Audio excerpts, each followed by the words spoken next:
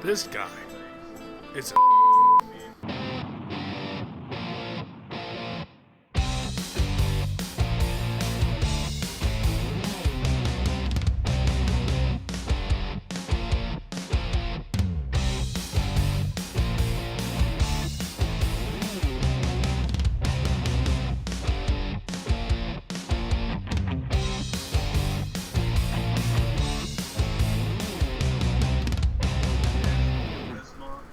So now you're probably wondering, how come I call the Undertaker now?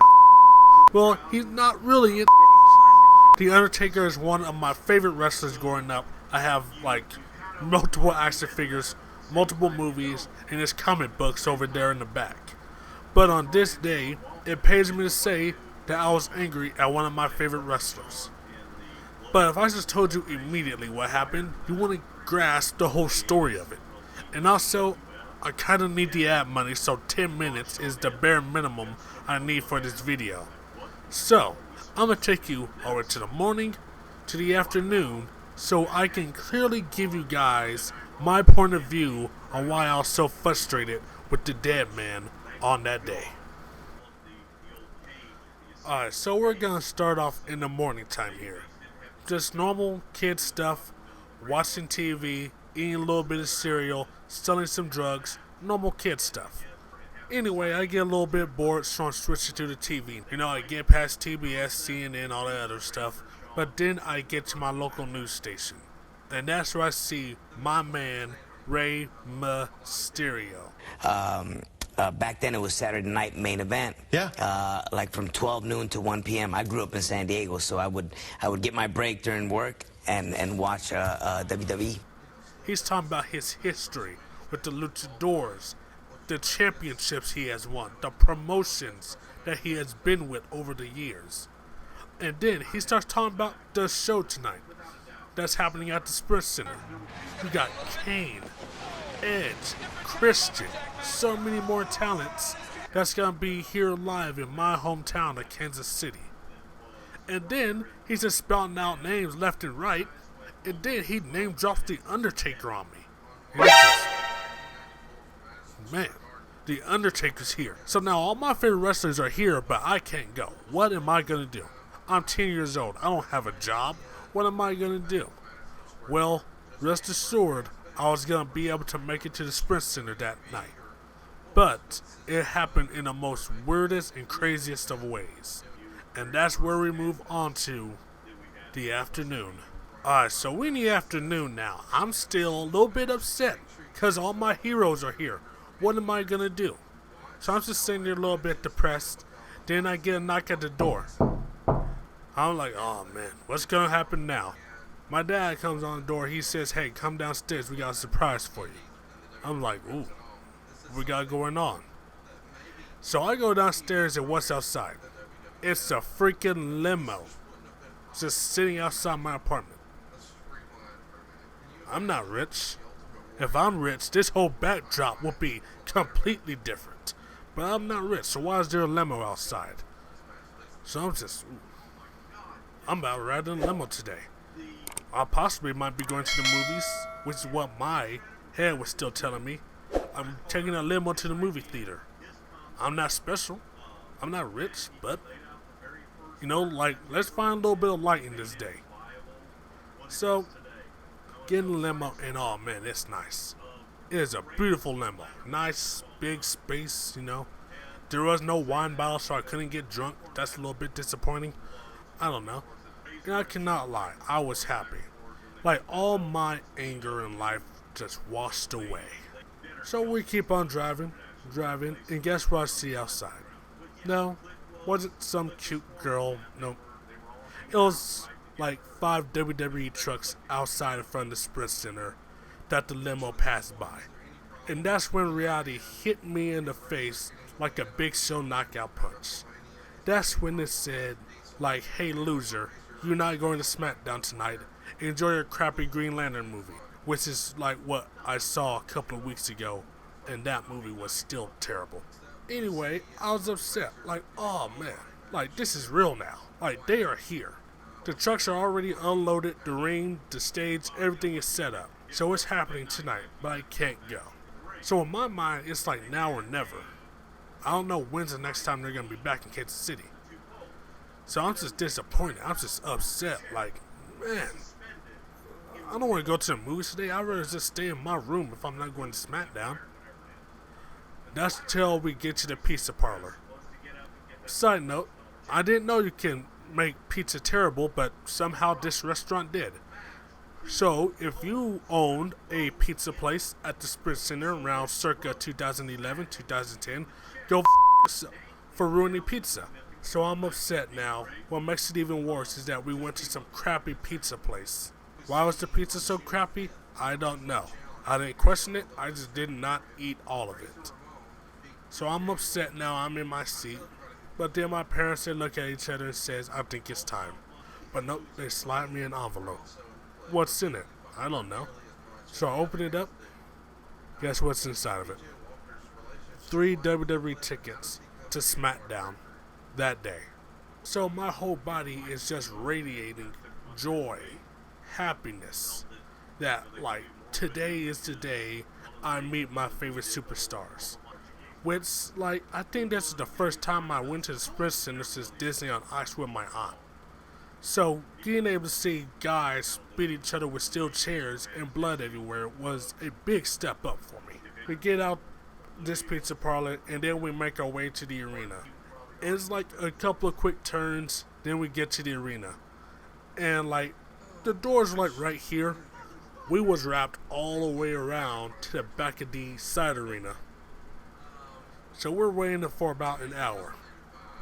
Eventually, we got up to the front, showed them our tickets, and that's where we get to the whole shebang, the actual arena of the WWE. So we get inside of the WWE arena now, and I am just in complete euphoria. I'm just taking in everything. The bright lights, the giant ring, the giant WrestleMania sign, the huge HD stage, which is a little bit of a hit or miss with me. You know, I like the unique stages for either Raw or SmackDown. But, you know, it was still new to me, so I just loved everything. So we take about 15 minutes or so trying to find our seats.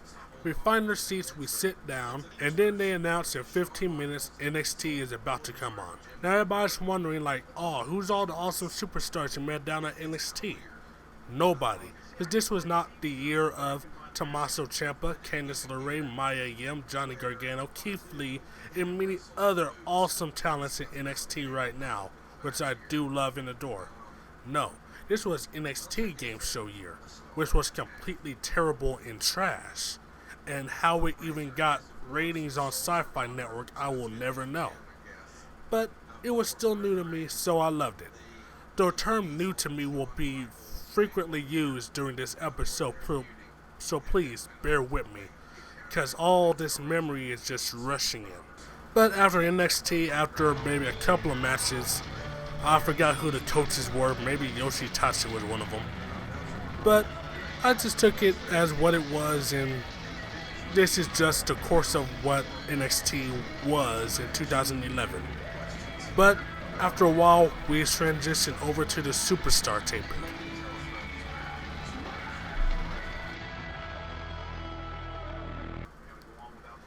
So after that crappy NXT live show was done, we got the Superstars. Now, I was kind of disgusted with what I saw with NXT, so I told my parents, like, hey, can I get some nachos, take a bathroom break? Because I'm a little bit done with what I just saw. They said, alright, let's go. So I go up there, handle my business, walk out, get some nachos, whatever, and I come back. Now, without my knowledge, they already done changed, broke down the ring, set up a new one to fit the format of Superstars. I'm just oblivious to it. I don't know what's going on. I just start hearing the Superstars theme song throughout the arena. It's like, oh, there's a new show going on now. So I rush back in, and, you know, every episode of Superstars starts off with a huge pyro display. I never heard pyro in my life anywhere. So, when I say I was scared, it shook me to my core when that pyro let off. So, I think the last part of the Superstars intro was maybe like John Cena or the Undertaker. And then it just shows its nameplate. And when I say that Pyro destroyed me, it was like, Pyro,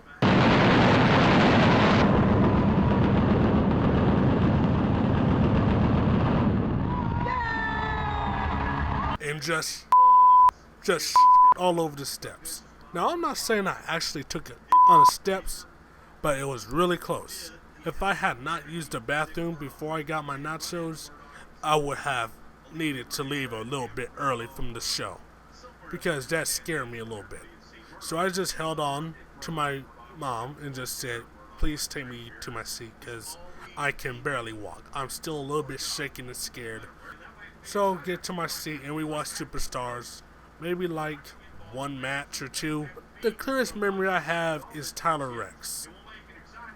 And I don't know where he is now. I wish him the best at what Tyler Rex is doing now. But we was done with Superstars, so now it comes to the main show. It's time for SmackDown. Alright, so Superstar ends. Their 2 matches are done. It's taped up, sealed, about to air on Thursday. Now we transition over to SmackDown. The ring crew comes in, breaks down the ring, breaks down the lights, changes everything over for it to represent what Friday Night SmackDown should look like. And before I continue, a little bit of shout out to the ring crew for doing their job and doing it good. Because you guys make the WWE experience so much better. From the people that drive the trucks, to set up the stage, setting up the ring, testing everything out, you guys are amazing. So shout out to the WWE crew behind the scenes who do not get enough recognition that they deserve. You guys are awesome. Never forget that. Anyway, we transition over to the SmackDown intro. Now, all while the intro is playing, I can barely hear it because I put my hands over my ears because you're not about to get me twice with this whole, Forrest Gump World War II pyro explosives going off. Not me, not again, won't ever happen to me. Pyro happens, everything clears out, then out comes my boy, my man, Edge. Edge is one of my favorite superstars. If he ain't on the Mount Rushmore of wrestling, he has a certified spot in the Mount Rushmore of tag team wrestlers with Edge and Christian. But match after match after match, I get more tired and tired and tired of waiting for The Undertaker. Until out of the blue, it's now the show is done. There's a dark match going on between Kane, Kofi, and Christian versus some 3 random guys I don't remember. Then out of nowhere, he comes out. So now the lights come back on now, and my man The Undertaker is about to lay the smackdown on some people in the ring, or at least I thought, because here's where I became frustrated. Remind you, Kane is in the ring now during the dark match, so I thought the Brothers of Destruction was about to put in that work. The lights are flickering, everything is going crazy, the crowd is getting wild. I, sat in the line, ate some crappy pizza, all this for the past 5 hours. So he comes out, The Undertaker, and I'm just like, just do it, man. This is your city now, you just do what you want to do. And do you know what he does after I gave my blessing to have my city? Do you know what he does? He walks halfway down the ramp. I'm like, he about to take off that coat and people about to get hurt. Nope. He just cut his throat and just went his happy to the back and just did nothing. Just walked out, cut his throat, turned around, went back. All I know is like I wasted my 5 hours trying to see my favorite wrestler, and he just told me and my city to go themselves. And after that, the lights just turn off.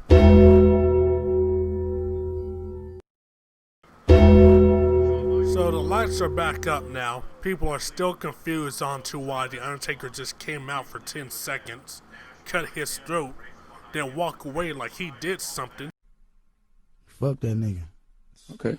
Kane picks up some random dude, chokeslams him, Kofi Kingston hits the SOS, and that's the end of it. You know, Undertaker disappointed that night, but we still love him. We still love the dead man. But just on that time, it was a little bit lackluster. But overall, I have fun. It was my first WWE experience, and I will have many more to come.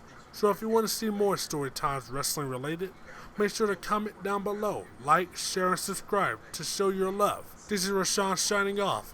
Make sure that you keep your cheeks clenched and keep your day moist. The Undertaker.